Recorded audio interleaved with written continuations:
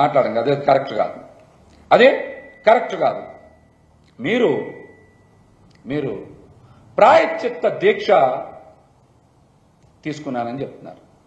అసలు ప్రాయశ్చిత్త దీక్ష దేనికోసం తీసుకుంటారు? ప్రాయశ్చిత్త దీక్ష ఎవరు చేస్తారు? ప్రాయశ్చిత్త దీక్షకి అర్థం ఏంటో మీకు తెలుసా? కనీసం తప్పు చేసిన వాళ్ళు తప్పు మన్నించమని, ఆ తప్పుని క్షమించమని ప్రాయశ్చిత్త దీక్ష చేస్తారు. చంద్రబాబు నాయుడు గారు తప్పు చేశారు కాబట్టి మీరు ప్రాయశ్చిత్త దీక్ష చేస్తున్నారా? చెప్పండి. ప్రాయశ్చిత్త దీక్ష అందుకని చేస్తున్నారా? లేకపోతే వెంకన్న స్వామి లడ్డూ మీద నిరాధారమైనటువంటి ఆరోపణలు చేసి తప్పు చేశామని అంగీకరించినందుకు మీరు ప్రాయశ్చిత్త దీక్ష చేస్తున్నారా?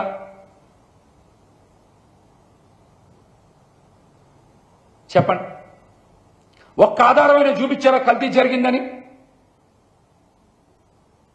ఒక్క ఆధారం.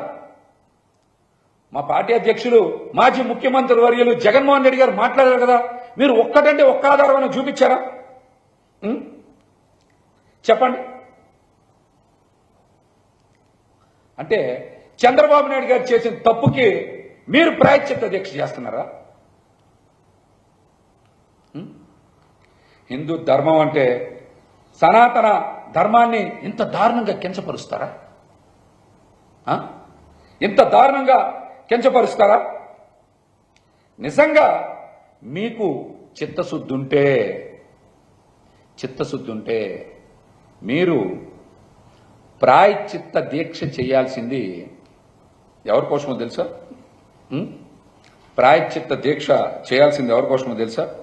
స్టీల్ ప్లాంట్ అమ్మకం చేస్తున్నందుకు చేయాలి, లేకపోతే వరదల్లో ప్రజలకు అండగా నిలబడినందుకు చేయాలి, లేకపోతే జానీ మాస్టర్ ఒక మైనర్ బాలిక మీద రేప్ చేసినందుకు చేయాలి, మెడికల్ సీట్స్ ని ప్రైవేటైజేషన్ చేస్తున్నందుకు చేయాలి, గొట్లవల్లేరులో ఆడపిల్లల వీడియోలు రహస్య కెమెరాతో చిత్రీకరించినందుకు మీరు ప్రాయశ్చిత్త దీక్ష చేయాలి.